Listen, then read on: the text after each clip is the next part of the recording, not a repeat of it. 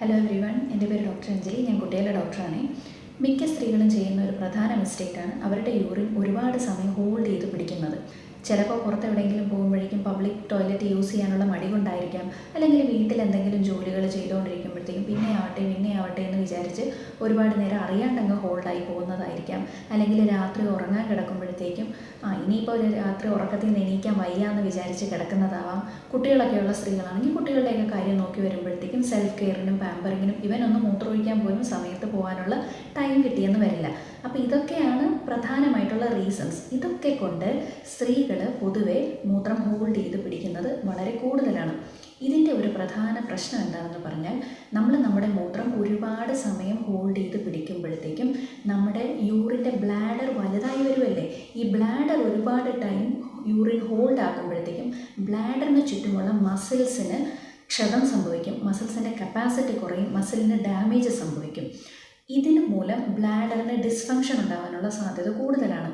പിന്നീട് ഒരുപാട് വർഷങ്ങൾക്ക് ശേഷം പതിയെ നമ്മൾ പീ ചെയ്യുമ്പോഴത്തേക്കും ബ്ലാഡറിൽ നിന്ന് മൊത്തമായിട്ട് യൂറിൻ പീ ചെയ്യാതെ കുറച്ച് യൂറിൻ റിട്ടൻഡ് ചെയ്ത് കുറച്ച് യൂറിൻ ബ്ലാഡറിൽ ബാക്കി കിടക്കുന്ന അവസ്ഥയുണ്ടാക്കും. യൂറിൻ എന്ന് പറഞ്ഞാൽ നിങ്ങൾക്കറിയാം, അത് ബാക്ടീരിയയുടെ ഗ്രോത്തിന് നല്ലൊരു മീഡിയമാണ് അല്ലേ, അത് അഴുക്കാണ്. അപ്പോൾ അതിൽ ബാക്ടീരിയ വളരാനുള്ള സാധ്യത വളരെ കൂടുതലാണ്.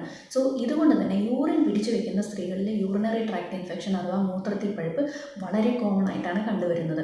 ഇത് മാത്രമല്ല, യൂറിൻ നമ്മൾ ഒരുപാട് നേരം പിടിച്ചു വയ്ക്കുകയാണെങ്കിൽ യൂറിന് ബാക്ക് ഫ്ലോ ഉണ്ടാവും. അതായത് യൂറിൻ മുകളിലോട്ട് പോയി നമ്മുടെ യൂറേറ്റർ വഴി നമ്മുടെ കിഡ്നിയിലോട്ട് പോവുകയും കിഡ്നിക്ക് ഓവറായിട്ടുള്ള പ്രഷർ കൊടുക്കുകയും ഹൈഡ്രോനെഫ്രോസിസ് എന്ന് പറയുന്നൊരു കണ്ടീഷൻ ഉണ്ടാവുകയും ചെയ്യും. അതായത് നമ്മുടെ കിഡ്നി ഫ്യൂച്ചറിൽ ഡാമേജ് ആവാനുള്ള സാധ്യത വളരെ കൂടുതലാണെന്ന് അർത്ഥം. അപ്പോൾ അതുകൊണ്ട് ഒരു കാരണവശാലും നമ്മൾ യൂറിൻ ഹോൾഡ് ചെയ്ത് പിടിക്കാതിരിക്കാൻ പ്രത്യേകം ശ്രദ്ധിക്കേണ്ടതാണ്. യൂറിൻ ഹോൾഡ് ചെയ്ത് പിടിച്ചാൽ നമുക്ക് യൂറിനറി ഇൻഫെക്ഷൻ ഉണ്ടാവാം, നമ്മുടെ ബ്ലാഡറിൻ്റെ കപ്പാസിറ്റി കുറയും, ബ്ലാഡർ മസിൽസിന് ക്ഷതം സംഭവിക്കാം, ഈവൻ പെൽവിക് ഫ്ലോർ മസിൽസിന് വരെ ക്ഷതം സംഭവിക്കാം. അൾട്ടിമേറ്റ്ലി നമ്മുടെ കിഡ്നി ഡാമേജ് ആവാം, നമുക്ക് മൂത്രത്തിൽ കല്ല് പോലെയുള്ള പ്രശ്നങ്ങൾ ഉണ്ടാകാനുള്ള സാധ്യത വളരെ കൂടുതലാണ്. ഇത് പ്രധാനമായിട്ടും ചെയ്യുന്നത് സ്ത്രീകളായതുകൊണ്ടാണ് ഞാൻ അങ്ങനെ പറഞ്ഞത്. അപ്പോൾ അതുകൊണ്ട് ഒരു കാരണവശാലും യൂറിൻ ഹോൾഡ് ചെയ്ത് പിടിക്കാതിരിക്കുക.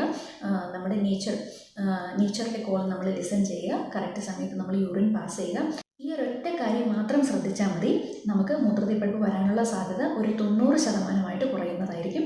അപ്പോൾ പെൺകുട്ടികളോടാണെങ്കിലും ഈവൻ സ്കൂളിലൊക്കെ പഠിക്കുന്ന കുട്ടികളോടാണെങ്കിലും നമ്മൾ പറഞ്ഞു കൊടുക്കണം, പബ്ലിക് ടോയ്ലറ്റോ അല്ലെങ്കിൽ സ്കൂളിലൊക്കെ ഉള്ള ടോയ്ലറ്റോ യൂസ് ചെയ്യാനുള്ള ഒരു മടി കൊണ്ട് കറക്റ്റ് സമയത്ത് നമ്മൾ ഈ ചെയ്യാണ്ടിരിക്കരുത്. അത് നമുക്ക് ഫ്യൂച്ചറിൽ അതിനേക്കാൾ വലിയ ദോഷങ്ങൾ ഉണ്ടാക്കാനുള്ള സാധ്യതയുണ്ട്. അപ്പോൾ ഈ ഒരു ഇൻഫർമേഷൻ എല്ലാവർക്കും ഹെൽപ്ഫുൾ ആയെന്ന് വിചാരിക്കുന്നു. ഇൻട്രസ്റ്റിംഗ് ആയിട്ടുള്ള മറ്റൊരു വീഡിയോ ആയിട്ട് വീണ്ടും വരാം. അതുവരെ ബൈ.